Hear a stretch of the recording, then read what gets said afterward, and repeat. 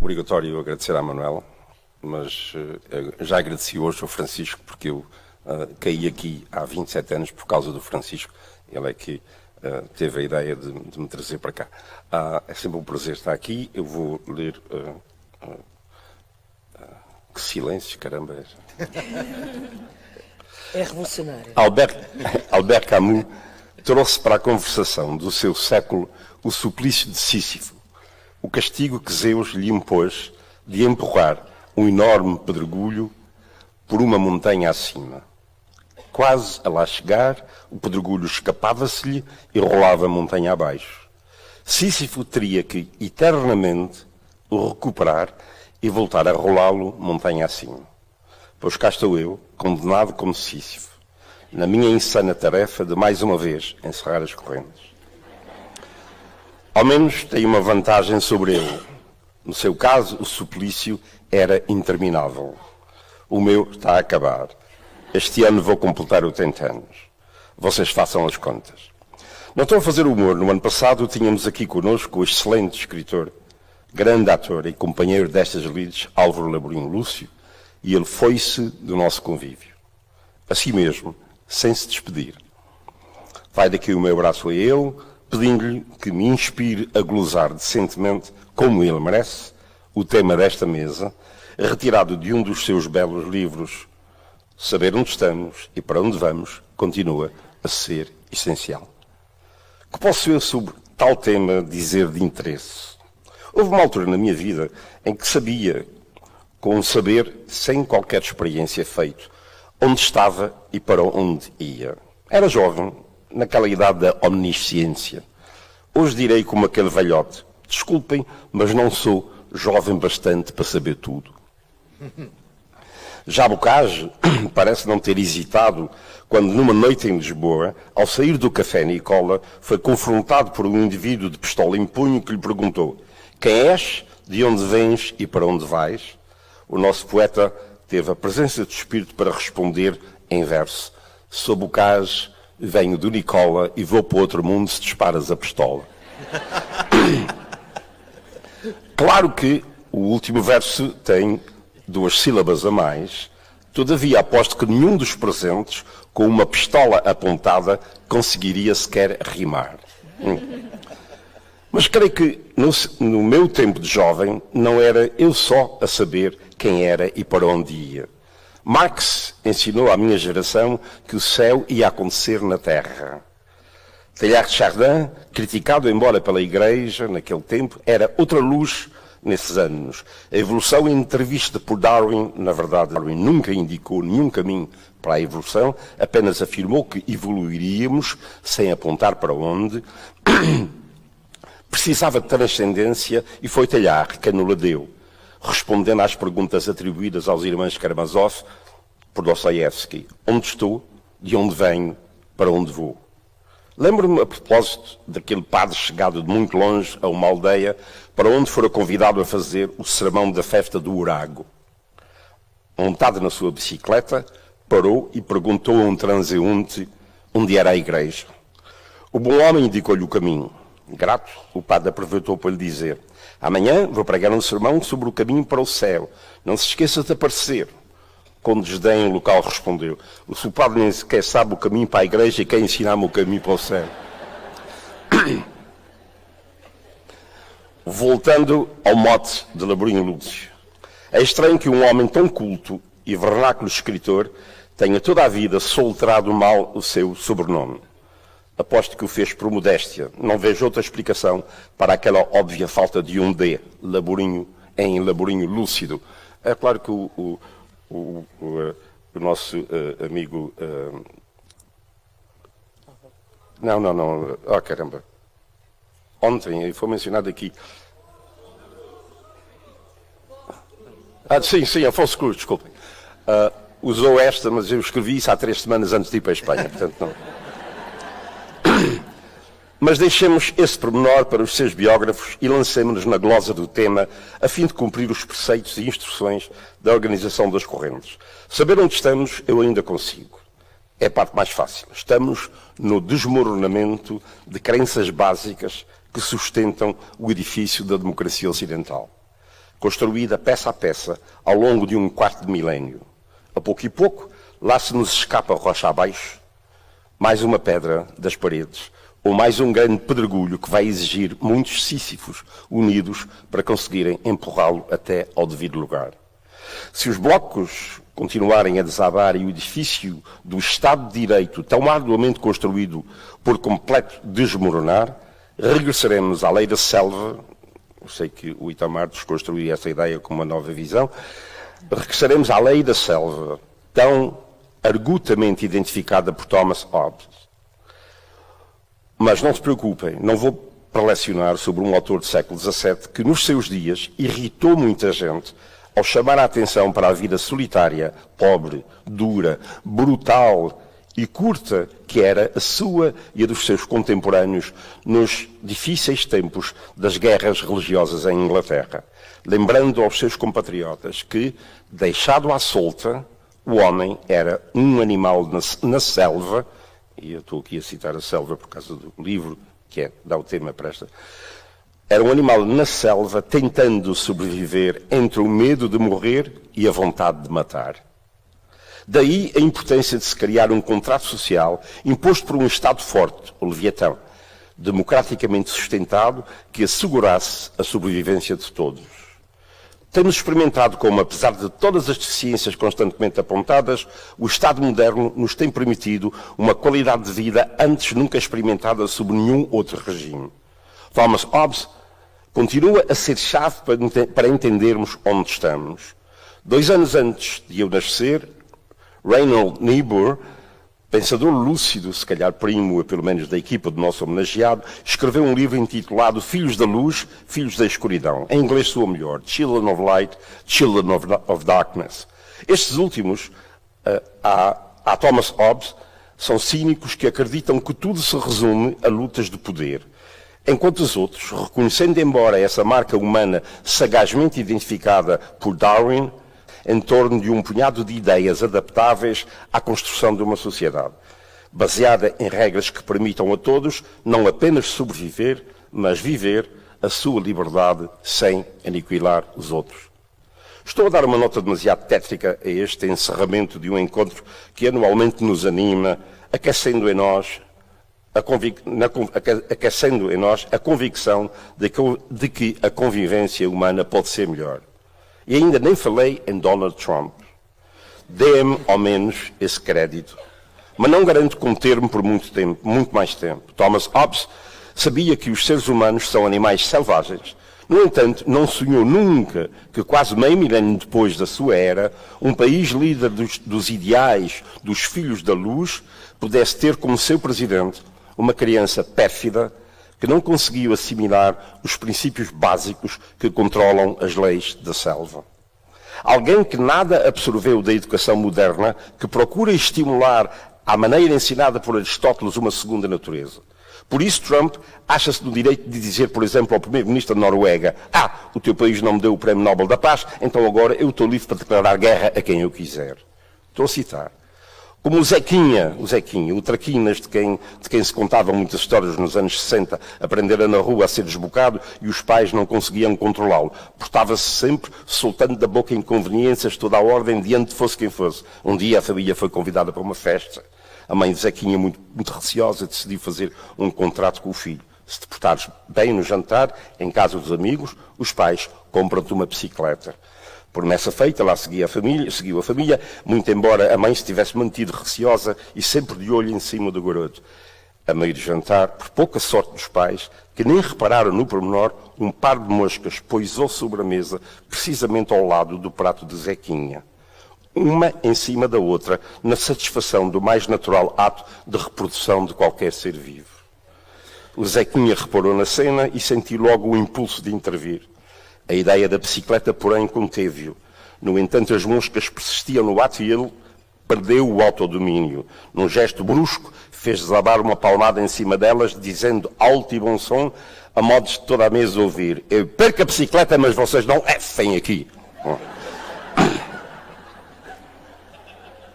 Pois é, precisamente, o protótipo psicológico de Zequinha que havia de liderar este Ocidente em tristes tempos de ocaso, se as Children of Light não reagirem a tempo. Randall Niebuhr lembrava-nos que os filhos da escuridão não conhecem nenhuma lei para além do seu ego. Não me acusem de inventar. Está disponível na internet o clipe de Trump sentado no Oval Office, há poucas semanas. Respondendo à pergunta se havia limites no seu poder global, declarou: sim, só há um limite. A minha própria moralidade. A minha própria mente. É a única coisa que me pode parar. Pobres de nós. Hoje, Richard Nixon seria um herói. Cometeu uma gafe, foi apanhado e aceitou a humilhação de ser forçado a abandonar o poder. No mundo selvático de Trump, essa hombridade, o sentido de Estado, desapareceu. Enquanto Nixon tentava justificar-se dizendo que não era um bandido, I'm not a crook, Trump diz: sim, sou um bandido, mas isso que interessa. Uma das suas últimas, e todos os dias há pelo menos uma nova, como hoje viram, foi processar o IRS. Atreve-se a processar uma instituição do seu próprio governo. Processar pessoas e instituições foi sempre uma constante na vida dele, exigindo somas fabulosas em compensação. Neste caso, do IRS, porquê um processo de 10 mil milhões de dólares? Porque um funcionário anónimo destruiu a reputação de Trump ao passar para a comunicação social as suas declarações anuais do IRS. Ora, vejam lá, os presidentes dos Estados Unidos são obrigados a publicitar as suas declarações de impostos e há décadas que todos cumprem. Trump recusou-se. Na campanha eleitoral, mentiu, dizendo que só não fazia por o caso estar no tribunal, quando nada o impedia, porque eram documentos que lhe pertenciam. Tornadas públicas as declarações, ficou a saber-se que durante anos Trump não pagou impostos nenhuns ou pagou pouquíssimo, tornando óbvio que, para além de mentiroso, fugia ao fisco em grande escala. Tudo claro para qualquer cidadão minimamente inteligente, mas não para Trump. Processa o IRS por lhe ter estragado a reputação. Isto tudo público está demonstrado, mais que demonstrado, está acessível a toda a gente. Eu mato alguém e levanto um processo no tribunal a quem for denunciar-me, estragando a minha reputação de cidadão honesto e cumpridor das leis. Chegamos a isto. A moralidade que conta é a sua. Moralidade, a sério, faz lembrar aquela que se conta de um seu médico ter comentado em segredo para um colega: Trump está doente. Um dia destes o coração vai falhar-lhe. O colega responde: não, nada, não morre disso. O coração dele está impecável, ele nunca o usou. Faz lembrar a história, uma história antiga. Um dia em Atenas correram rumores de que Alexandre Magno tinha morrido. Demades, um político da cidade, argumentou que não poderia ser verdade, porque se fosse, o mundo inteiro saberia por causa do fedor exalado do seu cadáver. Quando Trump vai visitar uma cidade, aposto que milhares de pessoas se sentem como aquele indivíduo que tinha um cão de que gostava muito, mas um dia cortou-lhe rente a cauda. Cortou. E o amigo perguntou: tu és louco, foste fazer isso ao cão porquê? E diz ele assim: porque este fim de semana a minha sogra anunciou que vai vir aqui à minha casa e eu não quero o menor sinal de alegria aqui em casa.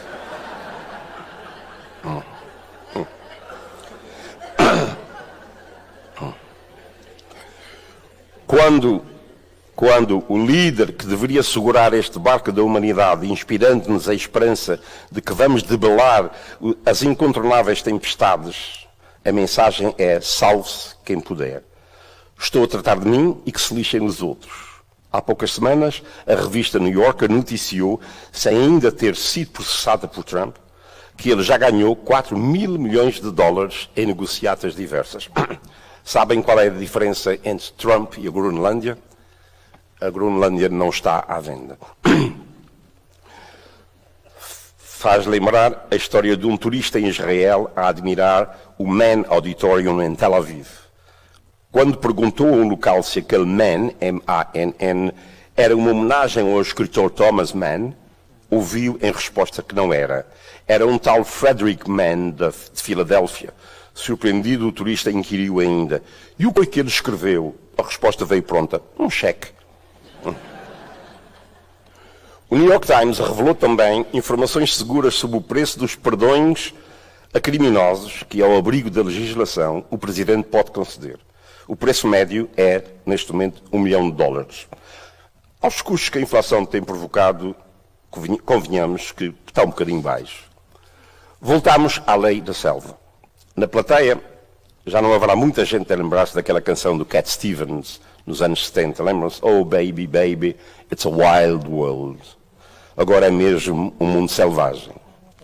Já viram alguém civilizado autoelogiar-se como Trump faz? Há tempos alardeava o fato de ter passado brilhantemente nos 3 testes que tomou, gabando-se de ter obtido 156 pontos. Nem Thomas Jefferson chegaria a ele.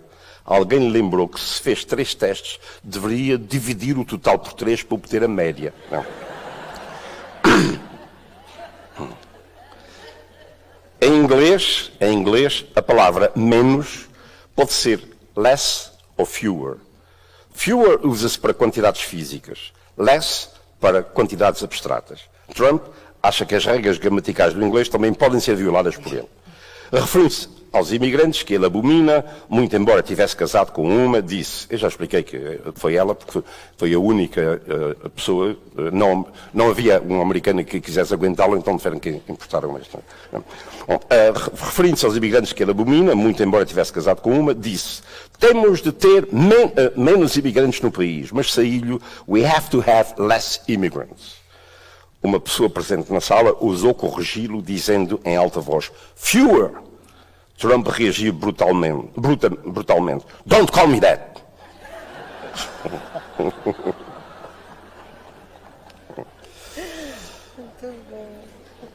Não estou a insultar a pessoa dele.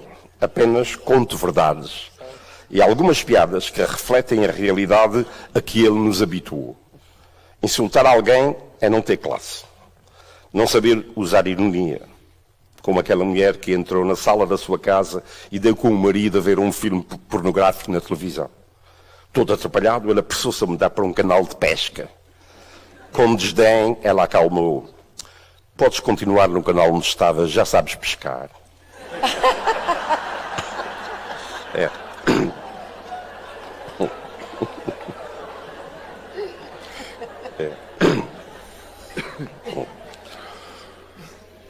O insulto mais doce que Trump conseguiu foi aquele à jornalista do Bloomberg News, cala-te porquinha, quiet piggy, lembram-se? Thomas Hobbes e Darwin sabiam que o mundo era uma selva. Marx, influenciado por Rousseau, pendia para o outro extremo. O ser humano é bom, a selva foi criada pelo capitalismo. E se destruirmos o capitalismo, voltaremos ao paraíso terreal.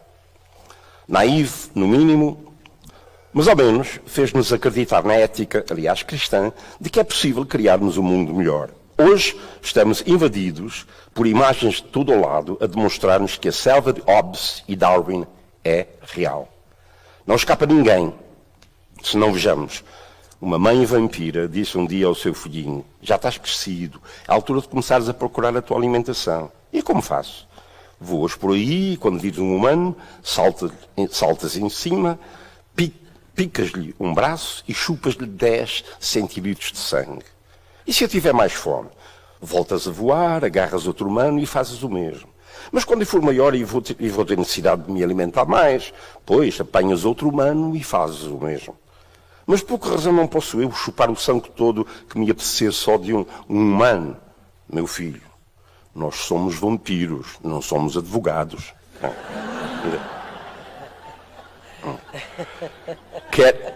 Quer dizer, se excetuarmos os vampiros, parece que ninguém escapa. Não apenas os políticos, em quem se zurze a toda a hora, mas toda a gente. Um dia, um grande humorista brasileiro, toda a gente conhece o Milor Fernandes, lançou um desafio com a pergunta: qual a diferença entre um político e um ladrão? Um leitor submeteu a seguinte resposta: caro Milor, após longa pesquisa cheguei a esta conclusão. A diferença entre político e ladrão é que eu é que um eu escolho, o outro escolhe a mim. Estou certo? E assinava Fábio Viltraques Santos, São Paulo. A réplica de Milor foi: poxa, Viltraques, você é um gênio. Foi a única pessoa que conseguia achar uma diferença. Nesse constante mergulhar-nos no que somos e nas misérias do mundo de hoje, esquecemos, por exemplo, dos horrores da primeira metade do século XX. E é só rolar para trás o filme da história. Ainda há um mês, ouvi na Academia das Ciências um altamente cotado historiador português, muito sólido nas suas investigações, citar documento após documento, deixando a nu uma evidência inequívoca. Padres e bispos mantiveram escravos e justificaram-se com razões para eles óbvias. E mesmo alguns mais conscienciosos que se insurgiam contra os maus tratos infligidos por muitos donos aos seus escravos, apelavam simplesmente ao não uso da violência, não se opunham à instituição da escravatura em si. Hoje, mais do que nunca, estamos expostos às desgraças do mundo inteiro e às que ocorrem à nossa volta. Tudo está mal, tudo é mau. Nos meus anos de juventude, quando os meus Açores, sobretudo algumas ilhas, viviam fora do mundo, numa pacífica fajã de São Jorge, uma miudita agarrada a um transistor ouvia atentamente as notícias no Rádio Clube de Angra. Eram mortes em Israel, mais mortes no Vietnã, revoluções na América Latina. Aterrorizada não se conteve. Ai, o mundo vai muito mal. A mãe, atarefada nas suas lides da cozinha, ouviu e atalhou: oh, rapariga, está calada, o mundo não é aqui. E não era. O regime de Salazar deixava os jornais e a rádio darem mais notícias do que se passava no mundo, mas não em Portugal. E ao isolamento de São Jorge, quase nem as do mundo chegavam. Para quem não conhece a Ilha São Jorge, que já não é nada do que foi em matéria de isolamento, vai este pequeno flash. Numa praça, dorme um ilhéu estirado num banco. Chega um forasteiro e senta-se na ponta. O banco vibra um pouco, o homem acorda, algo atordoado, ergue a cabeça e pergunta: sabe dizer-me que horas são? Desculpe-me, não tenho horas. E o jorgense, voltando a deitar-se: então ainda é cedo. Estraguei o tempo todo a falar só da primeira parte desta mesa, do tema desta mesa. Nada disso sobre para onde vamos. Na verdade não sei. Todavia sei para onde devemos ir. Temos de continuar a lutar para que não nos destruam o trabalho dos nossos predecessores, que nos legaram instituições carregadas de deficiências, lacunas e defeitos, mas que nos têm assegurado anos de paz. Há que continuar a luta por aperfeiçoar uma cada vez mais sólida institucionalização dos ideais da modernidade, que aliás são antiquíssimos, só que durante séculos foram acessíveis a apenas uma minoria. O Estado moderno é a única maneira de que dispomos capaz de suster valores essenciais como a liberdade, a justiça, a igualdade, mas também a verdade. Não podemos deixar que alguém destrua o que foi tão arduamente construído. Temos de manter acesa a esperança e não desistir da luta. Estou quase a acabar. O nosso saudoso Álvaro Labrinho Lúcio pensava certamente assim quando escreveu a frase tema desta mesa, e aliás toda a sua obra. E porque sei que ele gostava muito dos Açores, ele, onde foi Ministro da República durante vários anos, antes disso, ele foi Ministro da República nos Açores, nós fomos eleitos na mesma altura para a Academia Internacional de Cultura Portuguesa. E tomámos posse no mesmo dia e achei uma coisa muitíssimo curiosa. Eu achava a Academia Internacional de Cultura Portuguesa e eu escolhi o tema de a ciência no período de descobrimentos, um texto que depois entrou no meu século dos prodígios, e o Álvaro Labrinho Lúcio escolheu para tema falar da literatura açoriana, ou se não quiserem, literatura dos Açores. Toda a hora ele falou de autores açorianos, escritores açorianos, citando constantemente obras deles. Ele tinha lido todos, conhecia-os imensamente. E foi de tal ordem que depois, quando lancei o meu Mini Mazórica, que é um livro só sobre questões açorianas e escritores açorianos, vocês sabem, nos Açores há mais poetas do que vacas, eu convidei-o para ser ele a apresentar o livro, e ele apresentou o livro, e está o livro cheio de notas, cheio de notas e notas e notas. Ele, de facto, lia muito e lia cuidadosamente.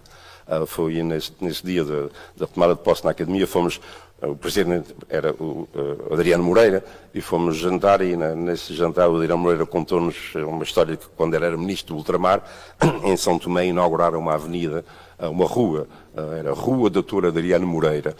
Passado depois do 25 de Abril, um dia aconteceu o Adriano Moreira ir até São Tomé e teve curiosidade de ver a rua, como é que estava, e ele foi, e ele disse que na placa estava assim: Rua és Doutor Adriano Moreira. Bom, e porque sei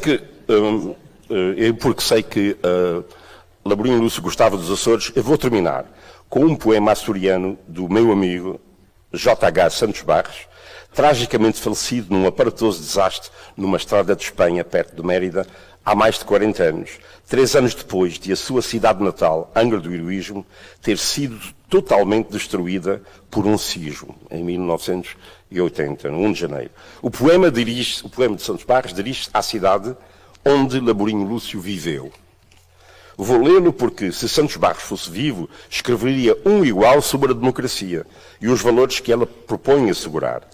E também, se Laborinho fosse vivo, eu pediria que fosse ele a declamar o poema na sua bela voz e naquele seu estilo de senhor do verbo.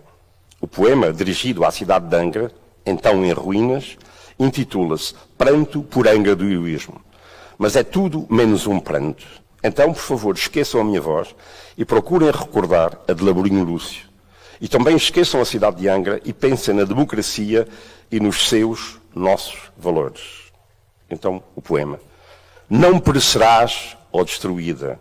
Cada rua do teu corpo é onde pelos séculos vai, do Corvo a Santa Maria, o homem em ti dignificado, no mais alto esplendor da alma coletiva. Não perecerás, ó destruída. Havemos de reerguer-te, casa a casa te devolveremos o rosto perfeito. Ai, cidade linda, por onde o sangue português corre, ali a saudade da tirana. Voltarás a sorrir na alvura do casario, nas festas do povo, no jardim público, nas tardes astouradas, na segurança das novas construções, voltarás a ser capital da cultura, guardiã da arte, porque haveremos todos de querer que vivas para que a esperança seja viva e seja nossa. Não perecerás, ó heroica, nossas lágrimas, experiência longa de sofrimento, serão mais poderosas que os elementos, que as ilusões e realidades imigrantes. Não te voltaremos as costas. Viverás, ó cidade. Assim o quer a vontade de um povo. Vocês viram as notícias de hoje. Eu recebi minutos antes de vir para aqui um e-mail e vi esta frase. Vivemos tempos sombrios em que os piores perderam o medo e os melhores perderam a esperança. Mas nós não podemos perder a esperança. Muito obrigado.